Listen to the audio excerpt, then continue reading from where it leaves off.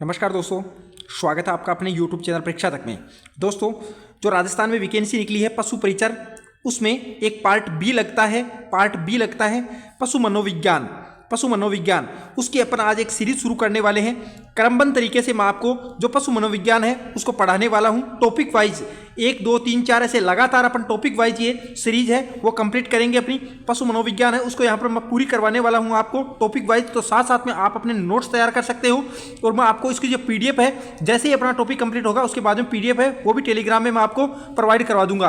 और Telegram channel का link जो है मैं इस वीडियो के डिस्क्रिप्शन में आपको दे दूंगा। वहाँ पर जाकर आप टेलीग्राम को ज्वाइन कर लेना। वहाँ पर आपको जैसे ही कोई टॉपिक कंप्लीट होता है उसके बाद में आपको PDF है वो वहाँ पर आपको मिल जाएगी।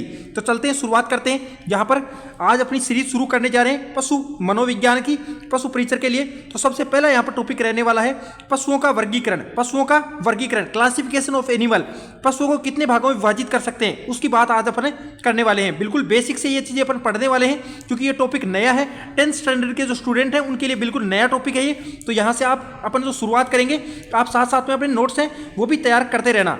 तो चलते हैं, क्लासिफिकेशन ऑफ एनिमल की मैं बात करूं तो पशुओं को सामान्यतः 2 भागों में विभाजित करते हैं। कितने भागों में विभाजित करते हैं? 2 भागों में विभाजित करते हैं। नंबर 1 यहाँ पर आता है खुर के आधार पर पशुओं को, और नंबर 2 आता है अमाशय के आधार पर। देखो, खुर के आधार पर पशुओं को 2 भागों में विभाजित करेंगे और अमाशय के आधार पर पशुओं को 3 भागों में विभाजित करेंगे। खुर के आधार पर 2 भाग कौन कौन से होंगे? तो 1 खुर वाले पशु और 2 खुर वाले पशु, 1 खुर वाले पशु और 2 खुर वाले पशु। और अमाशय के आधार पर पशुओं को 3 भागों में विभाजित करेंगे, जिसमें एक तो जुगाली करने वाले पशु जिनको रुमंथी बोलते हैं, जुगाली करने वाले पशु। एक वो पशु जो जुगाली नहीं करते हैं। जो जुगाली करते हैं पशु उनमें अमाशय के 4 पार्ट होते हैं, और जो जुगाली नहीं करते हैं उनमें अमाशय के 1 पार्ट होता है। और एक वो पशु होते हैं जो आभासी जुगाली करते हैं, जो जुगाली तो करते हैं पर कैसी आभासी जुगाली करते हैं। उनमें अमाशय के कितने पार्ट होते हैं? 3 पार्ट होते हैं। तो ध्यान से देखना, यहां पर मैंने क्या बताया है कि खुर के आधार पर पशुओं को और यहां पर अमाशय के आधार पर पशुओं को विभाजित करेंगे। खुर के आधार पर पशुओं को 2 भागों में विभाजित करेंगे, 1 खुर वाले पशु और 2 खुर वाले पशु। उसके बाद में अमाशय के आधार पर पशुओं को 3 भागों में विभाजित करेंगे। जुगाली करने वाले पशु जिनमें अमाशय 4 भागों में विभाजित होता है। दूसरे जुगाली नहीं करने वाले पशु उनमें अमाशय का केवल 1 पार्ट होता है। और तीसरे कौन से हो गए यहाँ पर? आभासी जुगाली करने वाले पशु जिनमें अमाशय के 3 पार्ट होते हैं। तो चलते हैं, इनकी शुरुआत करते हैं। सबसे पहले अपन देखते हैं खुर के आधार पर पशुओं के प्रकार। खुर के आधार पर तो सबसे पहला कौन सा था? 1 खुर वाले पशु। ऐसे पशु जिनके खुर 2 भागों में विभाजित नहीं होते हैं, मतलब जिनके 1 ही खुर होता है। उनकी शेप मैं बताऊं आपको तो लगभग ऐसी शेप होती है। आपने देखी होगी ऐसी शेप। किसके खुरों में आप देखते हो ऐसी शेप? तो लगभग इस प्रकार की शेप होती है। उनका जो खुर होते हैं वो विभाजित नहीं होते हैं। तो आपने देखा होगा जो घोड़े के खुर होते हैं ना, घोड़े के खुर कुछ इसी टाइप के खुर होते हैं, वो 1 खुर वाले पशु कहलाते हैं। घोड़े के खुर होती है, एग्जाम्पल मैंने लिख भी रखे नीचे, देख सकते हो आप। घोड़े के खुर, गधे के खुर और हाथी के जो खुर होते हैं वो 1 खुर वाले पशु है। उनके खुरों में कोई विभाजन नहीं होता है। और नेक्स्ट दूसरे कौन से होते हैं? 2 खुर वाले पशु। तो ऐसे पशु जिनके खुर 2 भागों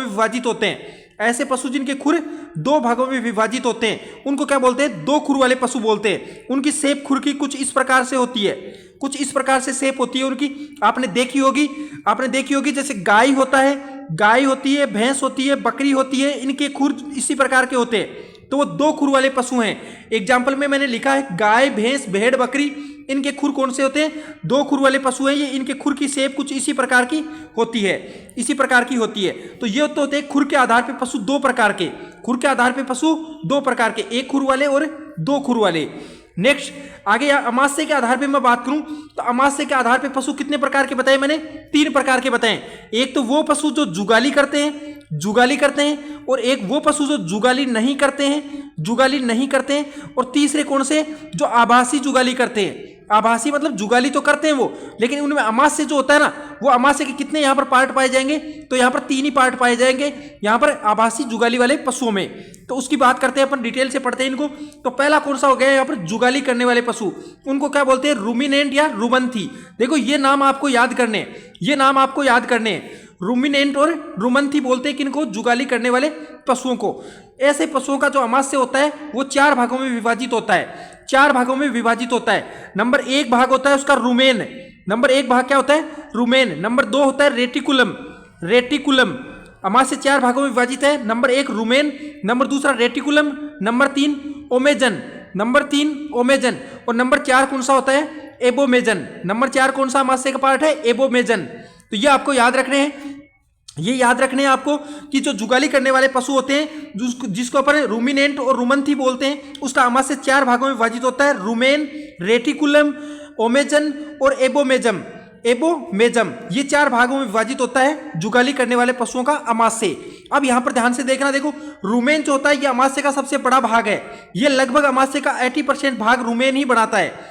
80% भाग जो है वो रुमेन ही बनाता है। पशु जब जुगाली करता है ना, पशु जब अपना खाद्य पदार्थ खाता है तो वो रुमेन में इकट्ठा कर लेता है, रुमेन में इकट्ठा कर लेता है, और जब वो जुगाली करता है तो रुमेन में से खाद्य पदार्थ को लेता है, जुगाली करके पुनः रुमेन को दे देता है। तो आपको ध्यान रखना है कि रुमेन में पशु खाद्य पदार्थ जब खाता है तो रुमेन में इकट्ठा करता है, जुगाली करने के लिए वापस रुमेन से लेता है और जुगाली करके पुनः वो रुमेन को दे देता है। तो ये क्या है? अमाशय का सबसे बड़ा भाग है, लगभग 80% भाग है वो रुमेन का ही बना होता है अमाशय का। नेक्स्ट दूसरा मैंने बताया रेटिकुलम। रेटिकुलम इसकी संरचना होती है मधुमक्खी के छत्ते जैसी। रेटिकुलम की संरचना कैसी है? मधुमक्खी छत्ते जैसी, इसलिए इसे हनी कोम कहते हैं। देखो हनी बोलते हैं शहद को, हनी बोलते हैं शहद को, क्योंकि मधुमक्खी के छत्ते जैसी संरचना है तो इसका हनी कोम भी कहते हैं, इसे हनी कोम भी कहते हैं। ये भी याद रखना किसको बोलते हैं? रेटिकुलम। रेटिकुलम जो अमाशय का पार्ट है ना सेकंड, उसको बोलते हैं हनी कोम, हनी कोम। नेक्स्ट तीसरा पार्ट है यहाँ पर ओमेजन। ओमेजन इसमें खाद्य पदार्थों से पानी का हास होता है, खाद्य पदार्थों से पानी का हास होता है। देखो जो पशु होते हैं ना वो खाद्य पदार्थ खाते हैं तो उसमें पानी की मात्रा होती है लगभग 80 से 90% पानी की मात्रा होती है। लेकिन जो ये ओमेजन होता है ना, ये क्या करता है? उस पानी की मात्रा को घटाकर 50% से कम कर देता है, 50% से कम कर देता है। कौन? ओमेजन। ध्यान से पढ़ना है, ओमेजन आगे काम में आएगा। मतलब तीसरा पार्ट आपको पढ़ाऊंगा, तीसरा पार्ट पढ़ाऊंगा ना आभासी, आभासी जुगाली, उसमें काम में आएगा ये ओमेजन। आपको याद रखना क्या करता है? ये खाद्य पदार्थों से पानी की मात्रा को कम करता है या पानी का ह्रास करता है। और चौथा टाइप यहाँ पर कौन सा है? चौथा टाइप कौन सा है अमाशय का? तो एबोमेजम। एबोमेजम ये सबसे इंपॉर्टेंट पार्ट होता है इसका, खाद्य पदार्थों का पाचन करता है। ये एंजाइम वगैरह इसी में प्राप्त, मतलब इसी में मिलते हैं खाद्य पदार्थों में एंजाइम वगैरह। तो एबोमेजन में इसे अमाशय का वास्तविक भाग कहते हैं, इसे सत्य अमाशय भी कहते हैं। ये भी आपको याद रखना है, एबोमेजम को वास्तविक भाग कहते हैं अमाशय का, या सत्य भाग भी कहते हैं।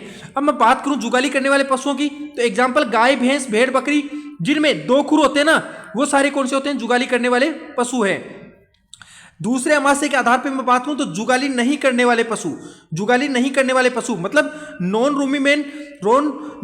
रूमिनेंट और एरुमंथी, इनको क्या बोलते हैं? नॉन रूमिनेंट या एरुमंथी कहते हैं। ये आपको याद रखना है। इन पशुओं के अमाशय का केवल एक ही भाग होता है, इनमें अमाशय का केवल एक ही भाग होता है, और वो कौन सा होता है? सबसे इंपॉर्टेंट, जहां पाचन होता है ना खाद्य पदार्थों का, वही होता है, मतलब एबोमेजन। एबोमेजन ही होता है, इनमें केवल एक ही पार्ट होता है। याद रखना, जुगाली नहीं करने वाले पशु, नॉन रूमिनेंट जो पशु होते हैं, एरुमंथी जो पशु होते हैं, उनमें अमाशय का केवल और केवल एक पार्ट होता है। वो कौन सा होता है? एबोमेजन होता है। एबोमेजन होता है जहां पर क्या होता है? खाद्य पदार्थों का पाचन होता है, जहां पर खाद्य पदार्थों का पाचन होता है, केवल यही पार्ट होता है इनमें, जुगाली नहीं करने वाले पशु में। और जो एक खुर वाले जो मैंने पशु बताए थे ना, एक खुर वाले पशु, वही क्या होते हैं? जुगाली नहीं करने वाले पशु हैं। जैसे घोड़ा, गधा, हाथी, ये क्या है? जुगाली नहीं करने वाले पशु के एग्जाम्पल यहां पर आप देख सकते हो। अब नेक्स्ट तीसरे नंबर की मैं बात करूं, आभासी जुगाली करने वाले पशु। आभासी जुगाली करने वाले पशु उनको बोलते हैं सूडोरुमंथी। उसको क्या बोलते हैं? सूडोरुमंथी। ये नाम जो है वो आपको याद करने, सूडोरुमंथी कहते हैं, सूडोरुमंथी इनको बोलते हैं। यह पशु जुगाली करते हैं, बिल्कुल ये जुगाली करते हैं। इन पशुओं का जो अमाशय है वो 3 भागों में विभाजित होता है। मैंने बताया ना, जो जुगाली करते हैं उनका अमाशय 4 भागों में विभाजित है, जो नहीं करते हैं उनका अमाशय 1 भाग में है, और जो आभासी जुगाली करते हैं उनका अमाशय 3 भागों में विभाजित है। तो ये आभासी जुगाली करने वाले जो पशु है सूडोरुमंथी, उनका अमाशय कितने भागों में विभाजित है? 3 भागों में विभाजित है। कौन कौन से? तो पहला पार्ट इनमें है रुमेन, इनमें है रेटिकुलम भी इनमें है, रेटिकुलम भी इनमें है, और एक जो चौथा पार्ट सबसे इंपॉर्टेंट जो है ना, जो पाचन करता है खाद्य पदार्थों का, एबोमेजन, ये भी इनमें है। लेकिन कौन सा इसमें नहीं होता है? वो नहीं होता है ओमेमेजन। कौन सा नहीं होता है? तो ओमेजन जो होता है, ओमेजन, वो इसमें नहीं होता है, वो इसमें नहीं होता है। और वो नहीं होता इसी कारण इसके जो खाद्य पदार्थ हैं उनमें से पानी का ह्रास नहीं होता, पानी कम नहीं होता, और जिसके कारण इस प्रकार के जो पशु होते हैं वो 3 से 4 दिन तक पानी पिए बगैर रह सकते हैं। सबसे अच्छा एग्जाम्पल कौन रहता है इसमें? ऊंट। ऊंट एक लामा भी होता है, ऊंट की तरह लामा भी होता है, उसका भी अमाशय कैसा होता है जिसमें 3 टाइप होते हैं या तीन भाग होते हैं, लेकिन ओमेमेजन नहीं होता, ओमेजन नहीं होता, जिस कारण लामा और ऊंट इसके सबसे अच्छे एग्जाम्पल हैं, क्योंकि उनमें पानी की कमी नहीं होती और जिसके कारण वो 3 से 4 दिनों तक पानी पिए बगैर रह सकते हैं। तो देख सकते हो आप इसमें कि इसमें अमाशय 3 भागों में विभाजित है, रुमेन है, रेटिकुलम है, एबोमेजन है। एबोमेजम है जो खाद्य पदार्थों का पाचन करता है। इन पशुओं के अमाशय में ओमेजन भाग उपस्थित नहीं होता है। कौन सा भाग? ओमेजन भाग उपस्थित नहीं होता है, जिन कारण इन पशुओं में पानी का कम ह्रास होता है, अतः ये 3 से 4 दिन तक पानी पिए बगैर रह सकते हैं। और एग्जाम्पल मैंने यहाँ पर लिख दिया ऊंट, और एक आप और लिख सकते हो लामा। लामा भी इसका एग्जाम्पल है कि वो भी 3 से 4 दिन तक पानी पिए बगैर रह सकता है, क्योंकि उसके भी जो अमाशय होता है उसमें ओमेजन जो पार्ट है वो अनुपस्थित रहता है, वो होता ही नहीं है उसमें, उसी कारण वो भी 3-4 दिन तक पानी पिए बगैर रह सकता है। तो ये अपन ने बात की है। आज की अपनी जो क्लास रही है वो रही है classification of animal, classification of animal, पशुओं का वर्गीकरण, और उसको अपन ने 2 भागों में विभाजित किया, खुर के आधार पर और अमाशय के आधार पर।